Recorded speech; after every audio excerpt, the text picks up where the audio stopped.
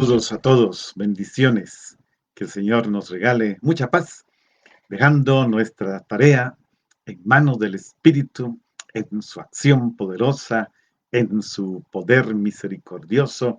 Nos adentramos en esta semana en la acción salvífica de Dios, en Cristo por el Espíritu Santo, sabiendo que es Él el que guía y conduce toda nuestra existencia.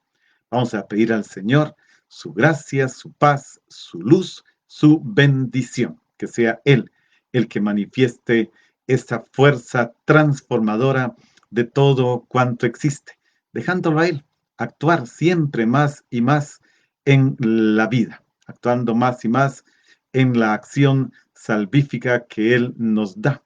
Gracias al Señor, somos sus hijos, somos sus amados, somos aquellos que Él guía y conduce con la palabra de Dios. Vamos a poner en las manos del Señor todo esto y vamos a abrirnos. Hoy la iglesia nos permite celebrar una fiesta, la fiesta precisamente de una memoria más bien de María, Madre de la Iglesia, instituida por el Papa Francisco para celebrar precisamente la presencia de María a lo largo de toda nuestra vida. El texto para hoy es Juan 19, del 25 al 34. Juan 19, del 25 al 34. Vamos a irlo buscando. Mientras tanto, unas palabritas acerca de Dios y las vocaciones, porque la palabra de Dios tiene que ver también con la vocación. Escuchar la palabra, comprender la palabra, meditar la palabra, orarla y tratar de hacer la vida es también una misión. Y para esta misión es una vocación. Vamos a entrar de lleno.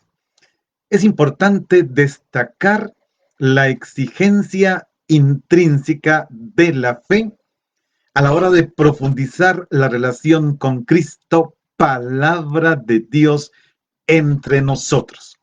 ¿Por qué? Porque esta palabra es Dios que sale al encuentro de cada uno de nosotros y llama a cada uno personalmente, manifestando así que la vida misma es vocación en relación con Dios.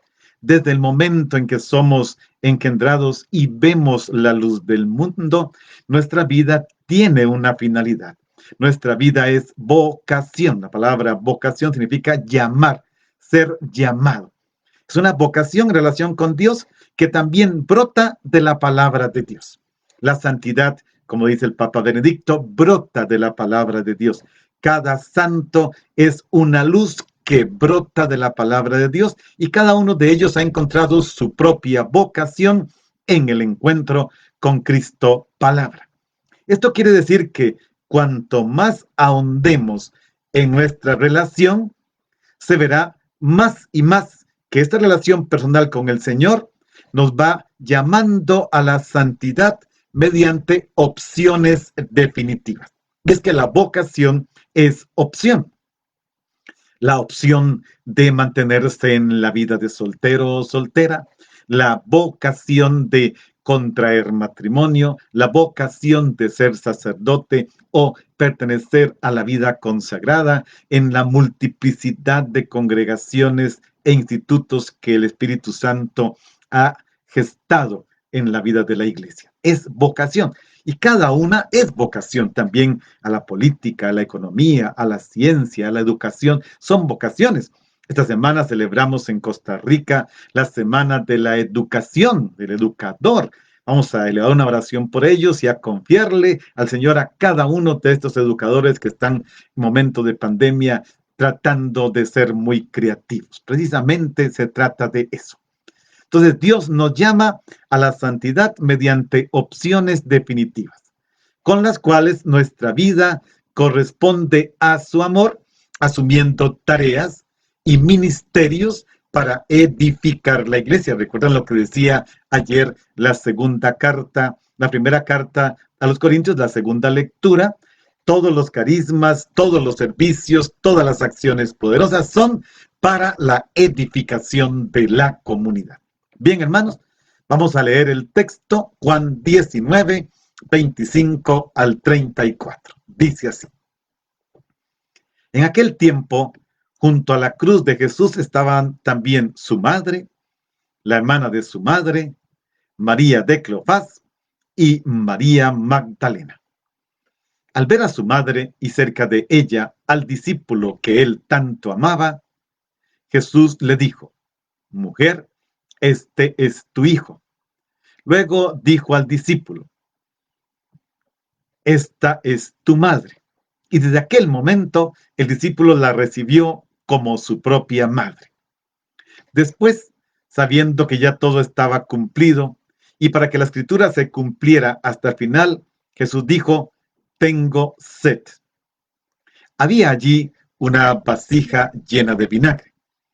Empaparon pues una esponja, la ataron a una rama de hisopo y se la acercaron a la boca. E inclinando la cabeza, después de beber el vinagre, Jesús dijo: Todo está cumplido. E inclinando la cabeza, entregó su espíritu. Como era la víspera del sábado, los judíos le pidieron a Pilato que mandara quebrar las piernas de los crucificados y retirar los cuerpos para que no quedaran en la cruz hasta el día siguiente, que era un sábado muy solemne. Los soldados fueron y quebraron las piernas a los dos que habían sido crucificados con Jesús. Pero cuando llegaron a él, al ver que estaba muerto ya, no le quebraron las piernas, sino que uno de los soldados le atravesó el costado con la lanza y enseguida brotó sangre y agua. Bien, hermano, vamos a mirar este texto que se nos sigue presentando el Evangelio de Juan debido a esta memoria que instituyó el Papa Francisco sobre María, Madre de la Iglesia, y tenemos la oportunidad de contemplar un texto bellísimo que hasta ahora no habíamos mirado. Veamos el contexto de este texto. Juan 19, 25, 27 ocupa el centro de 5 escenas. La primera es, esta no la hemos leído, la inscripción sobre la cruz, que son los versículos 19 y 22, que Pilato había mandado hacer, que decía: Jesús el Nazareno, el rey de los judíos. Tal vez aquí hagamos una aclaración, porque mucha gente no sabe y se pregunta: Padre, ¿por qué encima de la cruz dice INRI? INRI. Bueno, son la abreviación de 4 palabras en latín: Jesús Nazareno, rey de los judíos. En latín, la J es una I. Entonces, Jesús Nazareno, rey de los judíos. Eso significa la frase o las 4 palabritas que están encima de la cruz que se pusieron abreviadas. Pero es eso: Jesús el Nazareno, el rey de los judíos. La segunda escena es el texto de la túnica que se conservó íntegra, versículos 23 y 24 de este capítulo 19. La tercera escena, que es el centro de estas 5, es la mujer madre y el discípulo amado, versículos 25 al 27, ahí está nuestra escena de hoy. Y luego tenemos el cumplimiento de todo y la entrega del Espíritu por parte de Jesús, versículos 28 al 30. Y la escena final, la quinta, la lanzada del soldado, que se nos dice: al instante salió sangre y agua, versículos 31 al 37. Entonces aquí está nuestro texto, ese es el contexto y vamos a comenzar a leer. Dice el versículo 25: junto a la cruz de Jesús estaba también su madre, la hermana de su madre, María de Cleofás y María Magdalena. Vamos a ver cómo nos va en esta experiencia tan maravillosa que el Señor nos regala. Este versículo 25 nos ayuda a entender, en primer lugar, la escena. Ponemos la mirada en Jesús crucificado, junto a la cruz. Jesús está crucificado, ya está allí en sus últimos momentos, y Juan dice que allí, junto al crucificado, al que no debemos de perder de vista. Él es el centro de la escena, está en el momento de la entrega de su vida en la cruz, y de allí va a brotar vida en abundancia, sangre y agua. Él muere como el Cordero Pascual, que con su sangre redime al mundo. Pero junto a la cruz de Jesús encontramos a la Madre de Jesús, María. Esta madre física es aquella mujer que representa al pueblo de Israel de forma simbólica. Ella es la primera que se menciona. Lo más probable es que estemos en torno a 4 mujeres. María, la madre de Jesús, la hermana de su madre, María de Cleofás y María Magdalena. Aquí los expertos en Biblia discuten por las puntuaciones, porque se podría entender que sean 3, pero vamos a quedarnos con 4 para no discutir aquí todo este sentido. En todo caso, si son 4, y todo pareciera indicar que son 4, el número 4 tiene sentido universal. Representaría la presencia femenina junto a la cruz.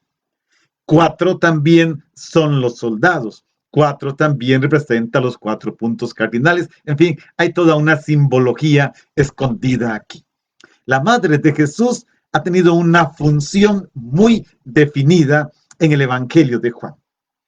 Su primera aparición en el versículo 1 al 12 del capítulo 2, recuerdan, en la boda de Caná, donde compartió con los discípulos el dolor y la gracia de la fe, recibiendo ahora en el capítulo 19 la vida del Espíritu. A la verdad histórica de María se encuentra también esta otra realidad. Jesús sabe y afirma que la verdadera realidad de Israel se ha integrado a la iglesia. María aparece rodeada de varias mujeres, dijimos 3 por lo menos, y al menos mencionado un hombre, el discípulo amado. Recordemos que en el Evangelio de Juan, ni María ni el discípulo amado tienen nombre. A María será siempre la madre de Jesús, sin nombre. Y el discípulo amado será siempre el discípulo amado, sin nombre. Los dos están sin nombre.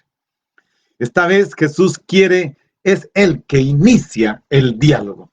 Sus palabras van dirigidas a ella y al discípulo a quien tanto amaba, como dice este versículo 25. El significado de este diálogo es confirmar que esta mujer, su madre, forma parte de la comunidad de los seguidores de Jesús. Pero por lo tanto también que la madre pasa a ser discípula. Ha sido de por sí discípula en todo el proceso de la encarnación, del crecimiento y de la vida adulta de Jesús, y ahora está al pie de la cruz, sigue siendo discípula. Algunos, como dicen, ella es la primera creyente.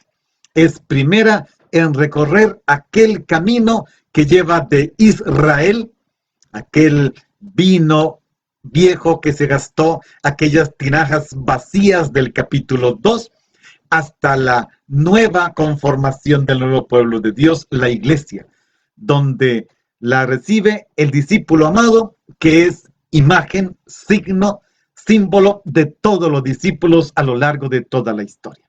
Eso significa que en la iglesia, que es la comunidad del discípulo amado, el cristiano ejemplar y modelo de todos los creyentes, ella sigue siendo mujer, sigue siendo la madre de Jesús. Ella es la madre al pie de la cruz. Podemos fijarnos en un detalle particular. Esto porque el ser humano, ante la experiencia del dolor, normalmente se encierra en sí mismo. Es parte de esta naturaleza humana. El ser humano, cuando sufre, se encierra. El dolor de María no es un dolor que la encierra en sí misma. No cae en la desesperación. Es más bien un dolor fecundo. En aquella hora, la hora de Jesús, la que tanto esperó que llegara, la que tanto pidió al Padre que llegara, En esta hora decisiva, María vuelve a ser madre. Se vuelve a realizar un parto. Su existencia sigue siendo fecunda de amor. Y esta maternidad de María se expande para acoger en sí misma al discípulo amado y en él a toda la iglesia de la que es figura en aquel momento histórico. Entonces vean que ahora que hemos hablado tanto del Hijo, del Padre, del Espíritu, esta memoria obligatoria que el Papa instituyó nos ayuda a comprender también esta función materna de María, sabiendo que ella, me lo preguntaban algunos en estos días, que cómo María podía ayudarnos. Ella no es Dios. María no puede ofrecer la salvación, no puede dar la salvación. Ella nos ofrece, nos da al Salvador. Ella puede interceder ante el Salvador, pero ella no puede darnos la salvación. Nos puede dar al Salvador, porque es la madre de él. Veamos el versículo 26. Al ver a su madre y cerca de ella al discípulo que tanto amaba, Jesús le dijo: mujer, este es tu hijo. Son las palabras que determinan el lugar de María en la vida de los discípulos de Cristo y expresan su nueva maternidad como madre del Redentor. Esta maternidad que ahora es maternidad espiritual, nacida, y esto hay que tenerlo claro, la maternidad espiritual de María nace del misterio pascual de Cristo Redentor, en cuanto que redime, salva al mundo del pecado y lo devuelve redimido al Padre. Y Jesús revela aquí una novedad. Su madre va a desempeñar de ahora en adelante un papel como madre en relación con el discípulo. Y el discípulo la tomará a ella en actitud de hijo. Ella se nos presenta como la hija de Sión, que tanto le gustaba a los padres de la iglesia nombrar a María con este título, y acepta íntegramente las condiciones de la alianza que invita a los servidores de Jesús a nacer precisamente del agua y a hacer lo que Él diga. Recordemos que ella lo dijo: hagan lo que Él les diga. Ahí está María, presente en esta escena también, haciendo lo que Él le dice. He ahí a tu hijo, y lo acoge. He ahí a tu madre, y la acoge. La escena, tendríamos que decir, tiene un alcance mesiánico. Si Jesús no quiere más que invitar al discípulo amado a que cuide de su madre, ¿por qué se dirige primero a ella pidiéndole que considere a Juan como discípulo suyo? Digo Juan porque algunos siguen pensando que Juan es el discípulo amado. Hoy hay tanto argumento para decir lo contrario, que es un discípulo que no es Juan el apóstol ni Juan el evangelista, pero ya hemos hablado mucho de eso y no lo vamos a discutir. En todo caso, ahí está este discípulo amado y eso dice: es tu hijo. Todas las otras palabras que Jesús dice agonizando, porque está colgando, tantas veces lo hemos dicho, está elevado en la cruz. Desde allí está, según Juan, diciendo estas palabras. Allí, desde allí lo hace. Y estas palabras del Jesús agonizante tienen una relación con la misión del Salvador. Sería inconcebible que un texto tan lleno de sentido teológico fuera simplemente la despedida de Cristo y de su madre como la única intención. No. Las exclamaciones: he ahí a tu hijo, he ahí a tu madre, tienen un alcance doctrinal tanto como aquel otro he ahí. ¿Recuerdan cuando vimos el capítulo 19, el Viernes Santo? Pilato había dicho: he ahí al hombre, he ahí a su rey. Y estos cuatro he ahí se conjugan. He ahí al hombre y Cristo crucificado, maltratado. He ahí a su rey, dice Pilato. He ahí a tu madre. He ahí a tu hijo. Es decir, hay que considerarlas como una proclamación solemne de realidades mesiánicas que hay que descubrir. El discípulo es caracterizado como aquel a quien Jesús amaba y se sitúa entonces como la irradiación del amor de Cristo que le transforma, como aquello que Cristo desea de cada uno de nosotros, hacernos discípulos amados que transforman el mundo. María, al pie de la cruz, no es una mujer derrotada. María no se apaga ante el dolor. No, María no se cae, María no se derrumba. Todo lo contrario, es aquella mujer verdaderamente fuerte que desde su identidad materna, femenina, desde esta fuerza de la mujer ante el dolor y ante la muerte, se convierte en expresión viva de la buena noticia. Es aquella que aporta al mundo el valor de mantenerse de pie ante el dolor, ante la cruz, ante la muerte del Hijo único. Allí está esta función materna de María. Y esto no hace falta discutirlo mucho. Ustedes y yo sabemos cómo esto pasa cada vez con nuestra madre, la madre nuestra, esa mujer que ante el dolor del hijo se mantiene firme y da ánimo. Ante la muerte del hijo se mantiene firme y da ánimo a sus otros hijos, da ánimo a su esposo. La mujer que siempre está para volver a comenzar y recomenzar y sabe que su vida será siempre volver a comenzar, no importa la situación que le ha rodeado y que la ha envuelto. Esa es la madre de cada uno de nosotros, esa es la madre de Jesús. Tuvo que esperar precisamente esta hora, la hora de la entrega del Hijo, para acercarse a Él y escuchar de sus labios agonizantes que la dejaba en manos del discípulo amado.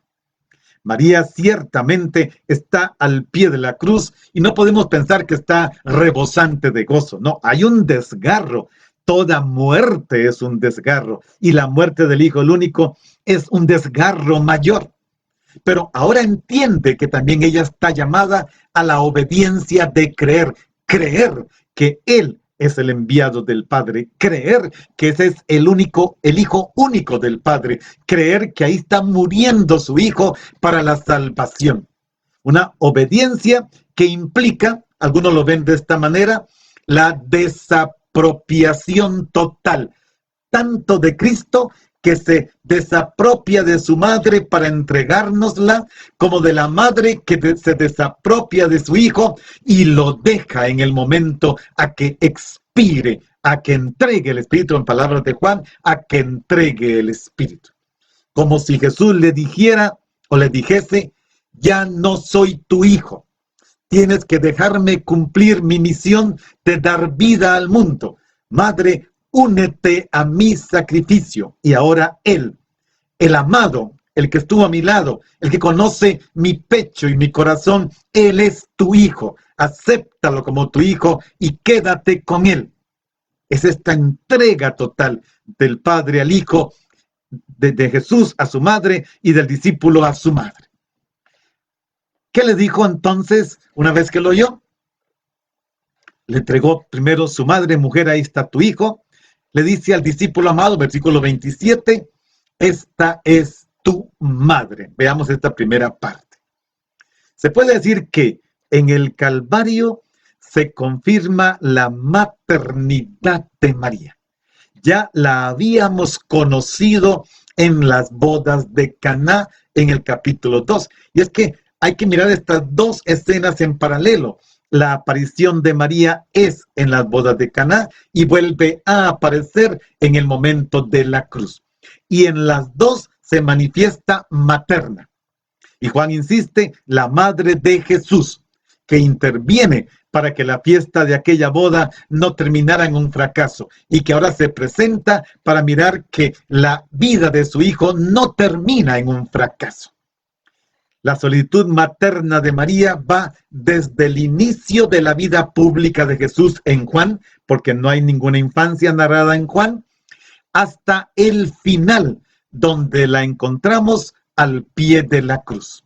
Es ahora cuando Él va a dar lo que quizá no se entendió en el capítulo 2, el vino nuevo del Espíritu. Cuando va a inaugurar la alianza nueva. Recuerden aquellas 6 tinajas de piedra vacías. No alcanzó a 7 la plenitud y son de piedra como la ley que se había dado y que se había quedado vacía, que le faltaba la experiencia del amor. Ahora se cumple y llega a final esta plenitud de la ley y el vino nuevo del Espíritu Santo, inaugurado definitivamente con esta alianza. El vino ahora es ofrecido y va a brotar de su costado traspasado por la lanza. De allí brotará sangre y agua, como nos dice el último versículo del texto de hoy. Será este vino alegre de la boda nueva, de la alianza nueva y definitiva sellada allí, elevado en la cruz. El texto también revela la nueva función del discípulo amado que se convierte en verdadero hijo para María. Y la repetición de esta fórmula, he aquí a tu madre, he aquí a tu hijo, se relaciona también con aquellos textos del Antiguo Testamento. Ustedes serán mi pueblo, yo seré su Dios. Oseas, Jeremías, Ezequiel, los profetas. Ustedes serán mi pueblo, yo seré su Dios. Esta relación está aquí. Esta es tu madre, este es tu hijo. ¿Y qué hizo el discípulo amado? Y desde aquel momento el discípulo la recibió como su propia madre. En la escena del Calvario, allí, no sabemos cuánta gente lo rodeaba. Sabemos que había 4 soldados y que había 4 mujeres y estaba el discípulo amado. Allí, el discípulo a quien amaba Jesús acentúa la personificación, la identificación del verdadero discípulo, del cristiano que ha llegado a creer y que recibe el amor de Cristo y le es fiel. Ni la madre de Jesús, decía, ni el discípulo son designados por sus nombres. Hay otros personajes, pero el discípulo que está aquí es el objeto del amor de Jesús. Es la persona que ha creído y que pone al final del Evangelio que es testigo de la verdad y que ha puesto por escrito estas palabras para que creyéndolo tengamos vida eterna. Ahí está este discípulo, es el representante de todos los discípulos, es el representante de todos los creyentes en la relación con Dios que se convierten en hermanos de Jesús confiados a la madre. Y no se trata de cualquier relación, sino de la relación más estrecha posible entre 2 personas en la tierra. El centro es el amor de Jesús. Es el discípulo a quien amaba Jesús. En ninguna parte se dice cuánto amaba el discípulo a Jesús, pero se insiste desde el capítulo 13 hasta el capítulo 21 que Jesús amaba a este discípulo. No sabemos la correspondencia del amor. Lo único que sabemos es que Jesús lo amaba. Es este el amor, de allí nace. Y entonces un amor salvífico que rescata al ser humano. Y aquí hay una buena noticia para ti y para mí, para nosotros.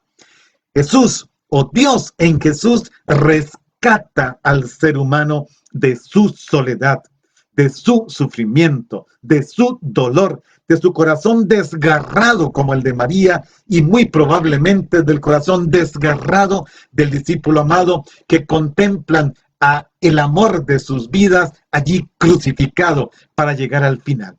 Jesús conoce también este dolor y yo quisiera que ustedes hoy al escuchar esto también tomen esta conciencia. No hay ningún dolor que Cristo no conozca. No hay ningún dolor que Dios no conozca.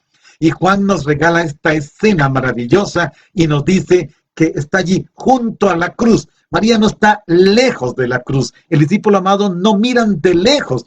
Los otros evangelios dan la impresión de que están de lejos. Aquí Juan dice junto a la cruz. La partícula utilizada en griego por Juan habla de cercanía a la cruz. Y si Jesús conoce este sufrimiento, sabe el sufrimiento que puede estar experimentando su madre, el sentimiento que está experimentando el discípulo amado y que tú y yo, y nos dice, no te dejo solo, ahí tienes a tu madre, no te dejo solo, ahí tienes a tu hijo. No hay soledad angustiosa, no hay soledad definitiva, no hay muerte definitiva para el que cree en Jesús. Y es así como se realizan las palabras, precisamente con las que se introdujo todo este relato de la Pascua en 3:1. ¿Recuerdan? Porque tanto amó Dios al mundo que entregó a su único Hijo. ¿Y qué dice Jesús en 13:1? Los amó hasta el extremo. Habiendo amado a los suyos que estaban en el mundo, los amó hasta el extremo. Y uno podría decir aquí, inclusive, hacer una comparación entre María y Abraham. Recordemos que de Abraham se nos dice que es nuestro padre en la fe. Y Abraham y María tienen que hacer una experiencia muy parecida, pero no termina igual.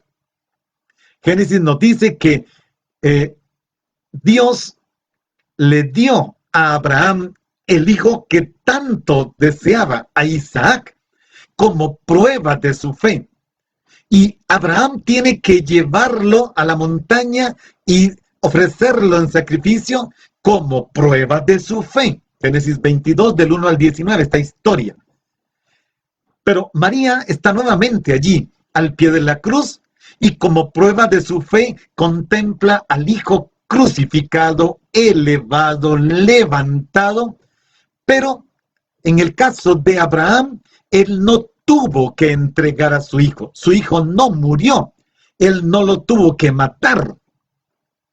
Su sacrificio fue detenido a tiempo. Abraham, Abraham, no le hagas daño.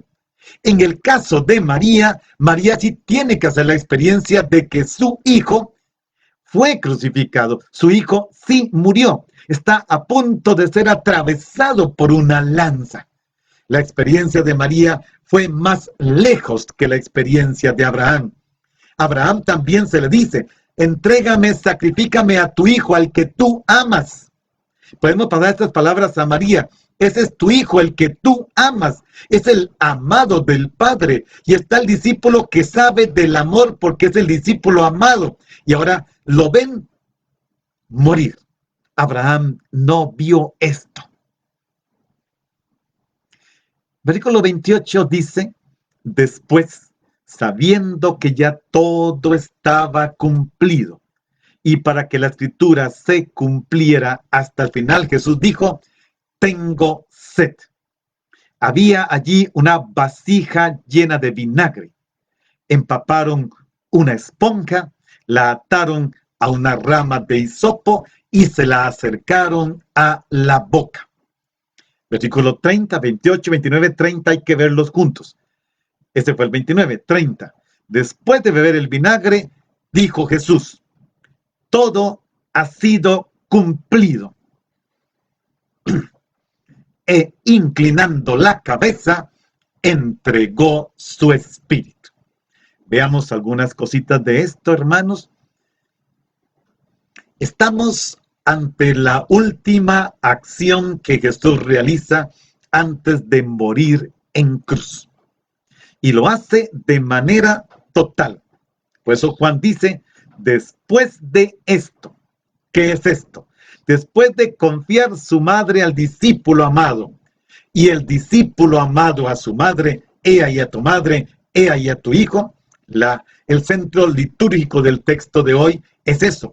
He ahí a tu madre, he ahí a tu hijo. Después de haber hecho esto, dice, después de esto, sabiendo que ya todo estaba cumplido. Casi como si Juan nos dijera, este momento tenía que darse y tenía que cumplirse. Ahora, dice Juan, falta que se cumpla la Escritura. Y la Escritura dice, posiblemente Juan esté pensando en el Salmo 69, versículo 22, por alimento me sirven el veneno, por bebida a mi sed me dan vinagre. Estas son las palabras de la Escritura que pareciera tienen que alcanzar cumplimiento. Y entonces dice esto, había allí un jarro lleno de vinagre, empaparon allí una esponja y con un hisopo se la hicieron llegar. Lo cual nos quiere decir que Jesús no estaba tan elevado. Posiblemente el espacio que haya entre los pies de Jesús y la tierra sea más corto del que estamos acostumbrados a ver, porque le acercan con una caña de hisopo, o sea, no es algo largo, y le dan a probar el vinagre en sus labios. La distancia pareciera que con Juan no es tan larga. Al hablar aquí de que se cumple no solo lo que Jesús tenía que hacer, sino la Escritura señala que con este suceso que solo Juan nos transmite, cuando tomó el vinagre, con esto se cumple la Escritura y la palabra de redención en Cristo se tenía que realizar por un amor obediente y total hacia su Padre. Es el cumplimiento de la Escritura que llega a su final. También aquí se cumple. Juan insistió a lo largo del Evangelio que todo el proceso de Jesús era para cumplir las Escrituras. Jesús había dicho, ustedes buscan, leen, escrutan las Escrituras, háganlo. Allí se habla de mí, allí se habla también de este momento, el momento final de la vida de Jesús. Pero fijémonos en este versículo 30. Después de beber el vinagre, Jesús dijo, todo. En la palabra griega habría que traducirla así, todo ha sido cumplido. Tetelestai. No es el verbo plero, que es cumplimiento. No, o cumplir hasta plenitud. Es este verbo. Lo que se dice en este versículo, todo está cumplido, explica lo anterior. Todo está cumplido. Entregó su madre al discípulo. Entregó el discípulo a su madre. Forma parte del cumplimiento. Ahora hay que pensar que esta entrega forma parte de lo que Cristo tenía que hacer para poder decir, todo está cumplido. Y recordemos esto, todo está cumplido también tiene que ver con aquella expresión, los amó hasta el extremo. Falta un detalle para que se cumpla el amor hasta el extremo y es entregar el Espíritu. Ya vamos a llegar allí. La despedida de Jesús a su madre no solo es parte de lo que Jesús debía de hacer, sino que constituye este fin, este culmen, esta meta, este alcanzar la cima de la glorificación del Hijo, de las obras de amor que había mostrado de muchas maneras. Ahora, aquí está la fuerza del cumplimiento. Los evangelios de Mateo y Marcos dicen, Dios mío, ¿por qué me has abandonado? Lucas dirá, Padre, en tus manos encomiendo mi espíritu. Pero la muerte en Juan no es ni la de Marcos, ni la de Mateo, ni la de Lucas. La de Lucas no es una escena de dolor. La de Juan no es una escena de dolor, de ignominia, de desolación universal. Es el comienzo de un gran triunfo. Todo está cumplido. Todo está cumplido delante de la madre, delante del discípulo y los soldados y los que estén allí de testigos. Es el grito de la victoria que sustituye cualquier otro. Está cumplido. Significa todo llegó a su plenitud.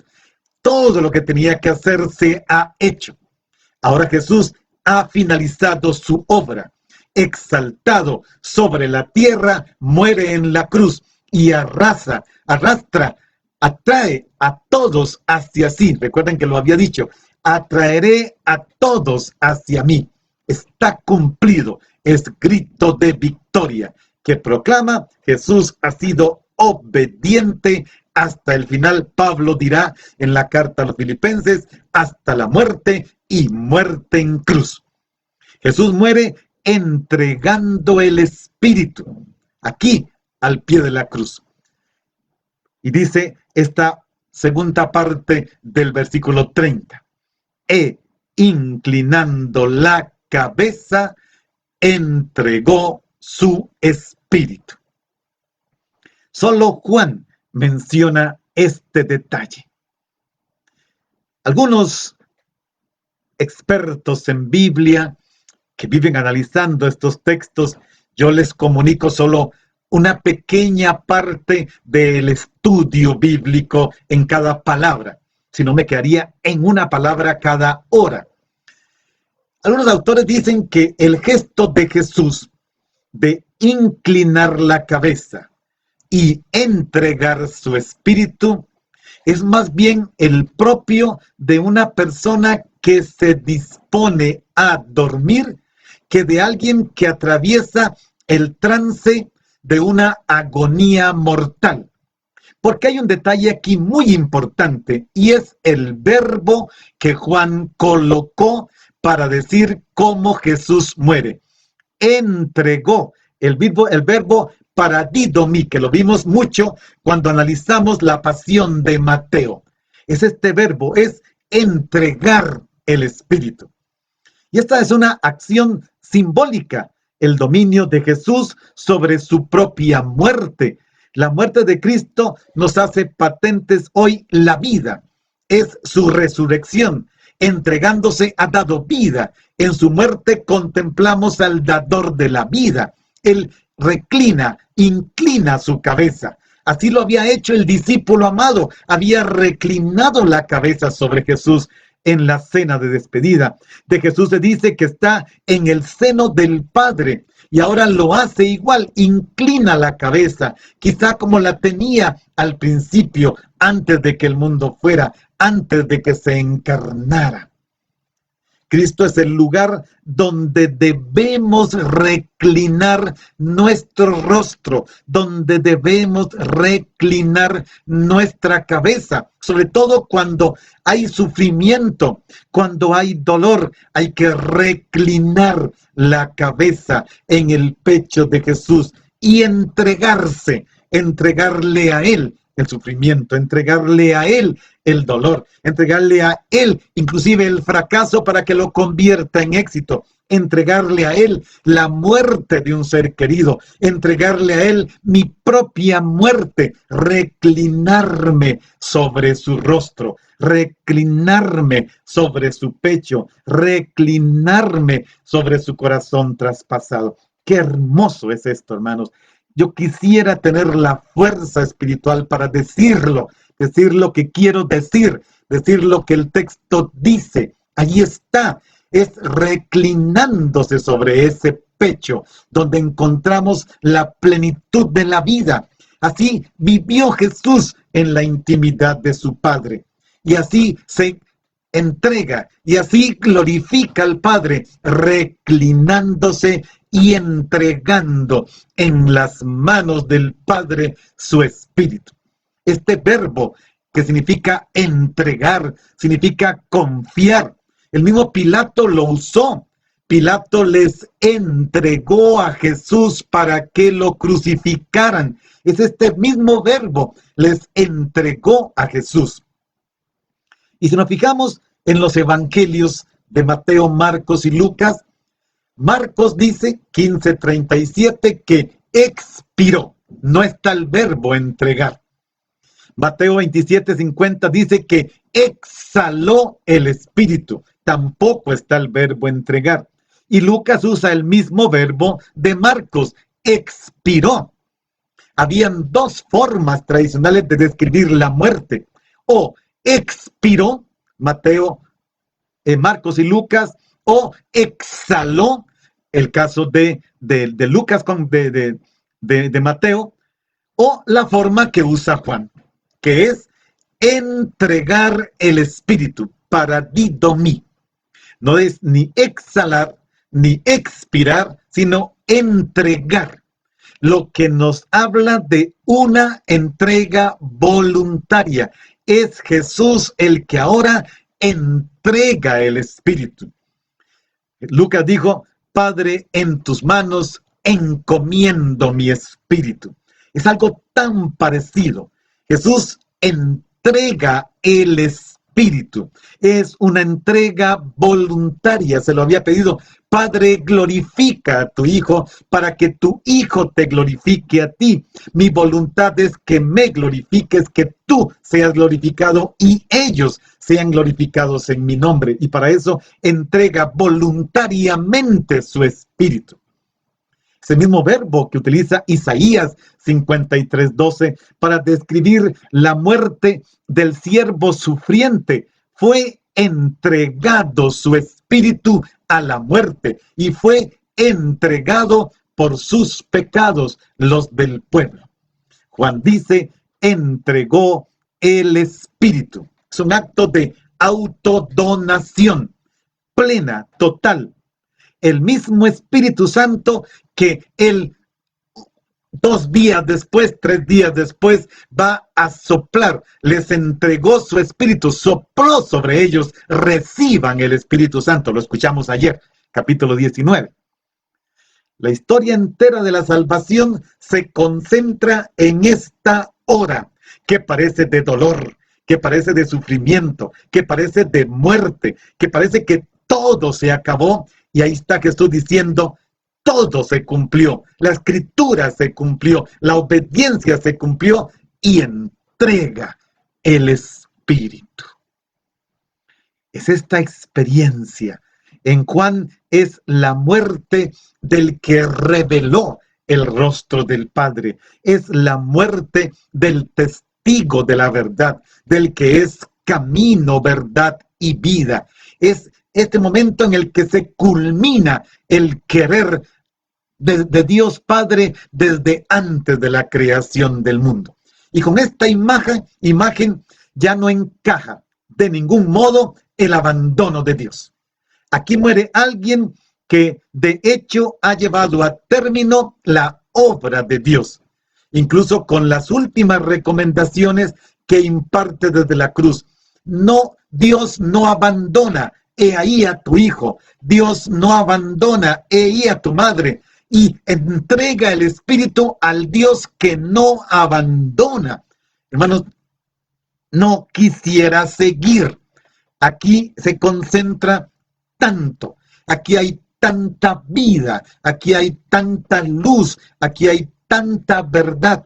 Dios no abandona. No existe un Dios que abandona. No existe según los evangelios, mucho menos según el evangelio de Juan, pero tampoco Marcos, Lucas y Mateo. No existe.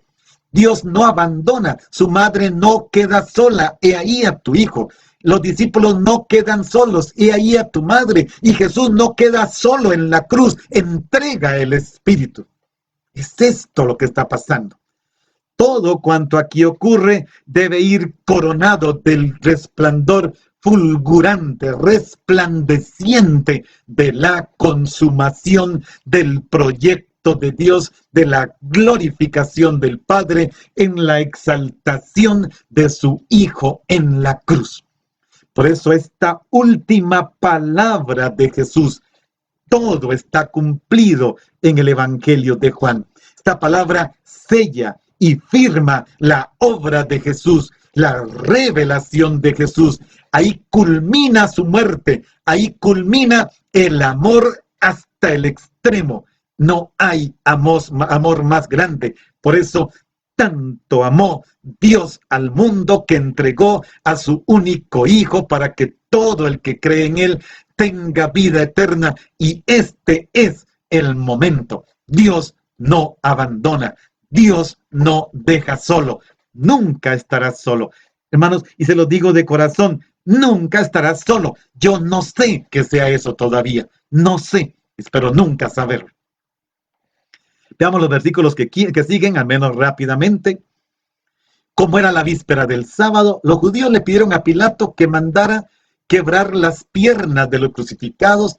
retirar los cuerpos para que no quedaran en la cruz hasta el día siguiente, que era el sábado solemne de la Pascua. Esta petición, que en primer lugar significa abreviar la muerte, porque una vez que los crucificados, mientras las piernas sostengan y los brazos también, siguen allí, muchas veces seguían maldiciendo, profanando. Al quebrarles las piernas, el cuerpo caía y morían inmediatamente por asfixia. Este es el sentido doloroso, pero a la vez bueno, en cuanto que se anticipaba la muerte, se abreviaba la tortura, aunque sea una tortura más, quebrar los pies, las piernas del crucificado. La ley de Moisés lo pedía, sobre todo para los que eran condenados a lapidación, y se pedía que los muertos fueran sepultados, no enterrados, para no manchar la tierra. Deuteronomio 21, 22 versículo 22 y 23. Para que no se profanara la tierra, sobre todo ante la fiesta que se avecinaba. ¿Qué hicieron los soldados? Fueron y quebraron las piernas a los dos que habían sido crucificados con Jesús. Si sabemos que estaba uno a la derecha y otro a la izquierda, no se pregunta por qué comenzaron por los extremos. Y eso quiere decir que no estaban muertos y les dieron la muerte final, quebrándole las piernas, cayó el cuerpo, se asfixiaron, muerte. Pero algo acontece distinto. Versículo 33. Cuando llegaron a Jesús, al ver que ya estaba muerto, no le quebraron las piernas. Sino, versículo 34, que uno de los soldados le atravesó el costado con la lanza y enseguida brotó sangre y agua. Uno puede entender lo de las piernas porque era legislación. Esto se podía hacer, estaba legislado para aligerar la tortura. Pero uno se pregunta, ¿de dónde salió lo de la lanza? ¿Qué tiene que ver con todo esto? La lanza está lanzada para cerciorarse de la muerte, dicen algunos. Para estar seguros, la apariencia de Jesús era ya muerto. Juan de hecho dice, entregó el espíritu. ¿Querían estos soldados asegurarse de que estaba muerto? Entonces ya no era para acelerar la muerte, ya estaba muerto, era para confirmar la muerte. La punta de la lanza quiere destruirlo definitivamente. La expresión de odio permite la del amor que produce vida. La herida de la lanza sucede de ella la efusión de la sangre y el agua. De este costado, ahora definitivamente muerto, fluye el agua, fluye la sangre de la misericordia del Padre, de la vida del Padre. Y la palabra sangre tiene una importancia grande porque es el sacrificio de la gran fiesta de expiación de los judíos. Levítico capítulo 16. La sangre de Cristo es una perfecta actitud de obediencia a Dios. Se ha ofrecido en el sacrificio de la cruz, con su pasión, con su muerte, con su lanzada, ha ofrecido al Padre el verdadero sacrificio por la remisión, la redención, el perdón de los pecados. Su sacrificio opera la reconciliación del ser humano y lo escuchamos ayer. ¿Qué es lo primero que Jesús hace después de darles la paz y soplar sobre ellos el Espíritu Santo? Los envía a perdonar los pecados. Es esta experiencia maravillosa. Hermanos, el tiempo se nos acaba, pero lleguemos hasta este final. El agua también simboliza el amor comunicado de Jesús, que responde precisamente a aquel texto. Recuerden que lo habíamos visto en Juan 7:39. El que crea en mí, de su seno manarán torrentes de agua viva. El agua representa al Espíritu que Jesús glorificado derrama sobre los seguidores. Y para algunos santos, entre ellos San Ireneo, el agua representa el Espíritu de Dios, principio de vida que todos podrán recibir cuando Cristo se manifieste en su gloria. Sí, el discípulo amado lo vio, estuvo allí, fue testigo, su mirada estaba clavada en el traspasado, creyó y nos da testimonio. Si seguimos leyendo el resto del texto, nos dice que Él da testimonio de que esto es verdad. Sabe muy bien que el nuevo nombre del crucificado será siempre el traspasado, porque el amor fue traspasado. El amor tiene una herida en el corazón, una herida en el costado. Luego hemos visto en el siglo XX maravillosamente con las revelaciones de Santa María Faustina Kowalska y Jesús de la Misericordia, cómo de ese costado traspasado brotan rayos que son agua y sangre, y como autoridad santa en palabras de Jesús, que ella nos comunica, es de allí de donde brota la fuente de la reconciliación. Allí está. Este Jesús no es el Jesús del éxito, es el Jesús del traspasado, es el Dios traspasado.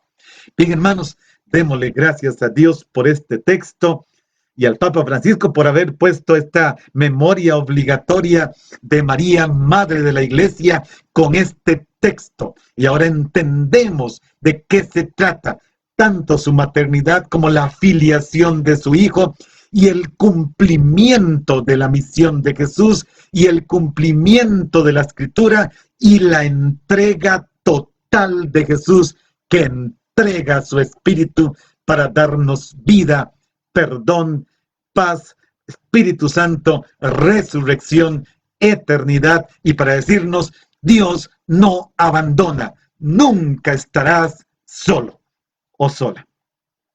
Te damos gracias, Señor, por este momento que nos has regalado, por este texto, por esta palabra. Permítenos vivir continuamente en esta experiencia, seguir clavando la mirada allá en el crucificado, contemplar su costado traspasado, contemplar el agua y la sangre que brota para la vida de la Iglesia, contemplar que allí está clavada la redención del mundo, que allí el Padre ha pronunciado la palabra definitiva: nunca te dejaré solo. Por eso, gracias Padre, gracias Espíritu Santo, gracias Jesús. Y hermanos, que a todos los bendiga el Padre, el Hijo y el Espíritu Santo. Y si Dios quiere, mañana nos encontramos a las 10 de la mañana.